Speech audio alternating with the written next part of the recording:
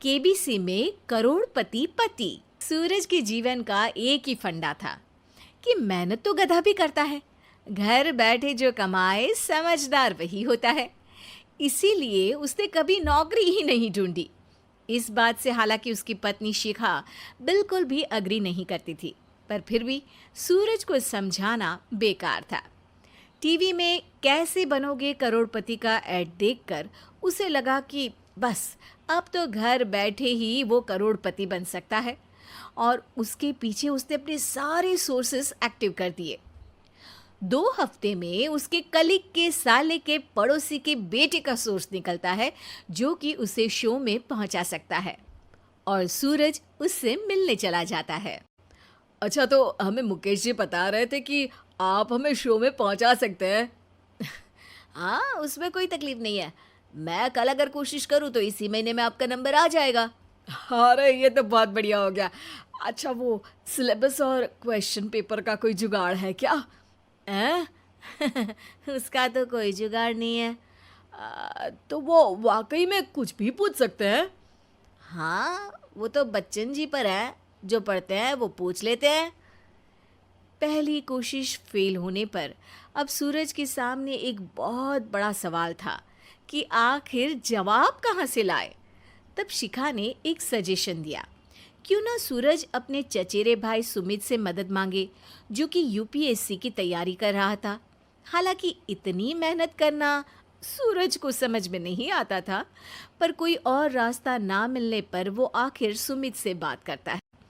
अरे सुमित, हमारा कैसे बनोगे करोड़पति के लिए सिलेक्शन होने वाला है। तुम हमें थोड़े चिट बनाने में मदद करोगे क्या? अरे भैया, चिट बनाए तो सालों हो गए, उसमें हमारा एक्सपर्टीज नहीं है, बल्कि आप बोलो तो हम आपकी पढ़ने में ज़रूर मदद कर सकते हैं। हट, कैसी अनाप शराब बातें कर रहा है तू। सूरज ने सुमित को मना तो कर दिया था, पर तैयारी करने के सिवाय कोई चारा उसे दिख भी नहीं रहा था। खासकर जब 12 के पेपर लीक करने के एक्सपर्ट शुक्ला जो भी हाथ जोड़ लेते हैं। आखिर सूरज को सुमित के पास जाना ही पड़ा, और उसने सुमित और शिखा से वादा किया कि वो बहुत मेहनत करेगा। 1 महीने की तैयारी के बाद फाइनल हुआ कि शो से 1 हफ्ते पहले एक ट्रायल खेला जाएगा, जहां पर सारे रिश्तेदार ऑडियंस की जगह पर होंगे और शिखा सवाल पूछेगी। दूर दराज से भी रिश्तेदार आकर हाजिर हो गए देखने कि आखिर कैसे बनेगा सुमित करोड़पति। सब कुछ सेट था, और इतने में सूरज आकर अपना स्पीच देता है। ये 1 महीना मेरे लिए आसान नहीं था, पर अपने भाई सुमित और अपनी पत्नी शिखा की मदद से मैं इतनी दूर पहुंच पाया हूँ। मेरे मम्मी पापा के आशीर्वाद ने भी बहुत साथ दिया है मेरा। मैं उम्मीद करता हूँ कि आज के शो में आप लोगों को बहुत मज़ा आएगा। साक्षी पहला सवाल पूछती है और पूरे कमरे में सन्नाटा छा जाता है। इंडिया में कितने स्टेट्स हैं? 3, सॉलिड, लिक्विड और गैस। अरे रुकिए, तो ऑप्शंस तो देने दीजिए। इतने में 5वीं कक्षा का चिंटू बोल उठता है। अरे क्या मामा, आप तो पहले सवाल पर ही आउट हो गए। अरे बेटा, पहला सवाल तो ट्रायल होता है ना। अरे तुम अब देखना। देखने जैसी बात तो थी ही। सूरज को इतना शांत किसी ने नहीं देखा था। कभी कभी तो लगता था मानो सूरज आंख खोलकर ही सो गया हो। मामा जल्दी करो प्लीज, कल सुबह पनवेल भी तो निकलना है। अरे हट, कंसंट्रेट करने दे मुझे।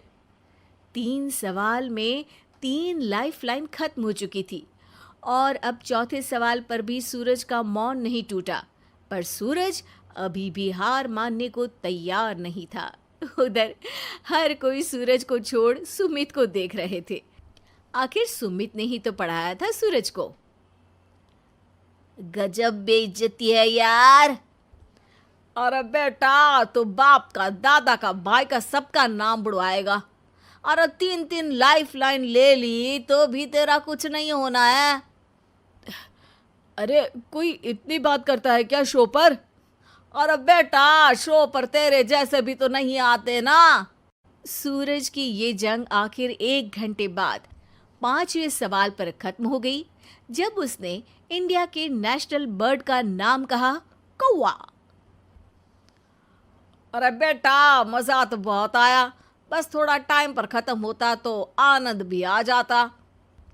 ताने बारिश के बूंदों की तरह बरस रहे थे और सूरज को भी समझ आ रहा था कि ये करोड़पति बनना शायद उसके बस के बाहर की बात है।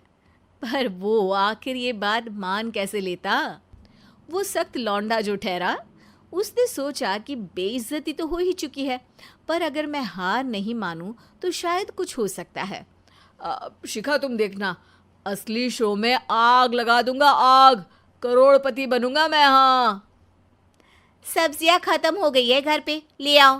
पहले पति बन जाओ, फिर करोड़पति बनना। अरे गजब बेइज्जती है यार। बेटा, अभी तो घर पर ही हुई है, 1 हफ्ते में तो तुम देश के सामने करवा कर आओगे। वैसे जब टीवी पर जाओ ना तो बस अपने मम्मी का ही नाम लेना, ठीक है? कोई पूछे तो बोलना कि पापा नहीं है मेरे।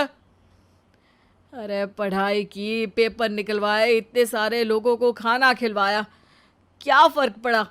इसीलिए मैं कहता हूँ कि मेहनत तो गधा भी करता है, घर बैठे जो कमाए वही सिकंदर। लेकिन मामा, गधे भी जानते हैं कि हमारा राष्ट्रीय पक्षी मोर है।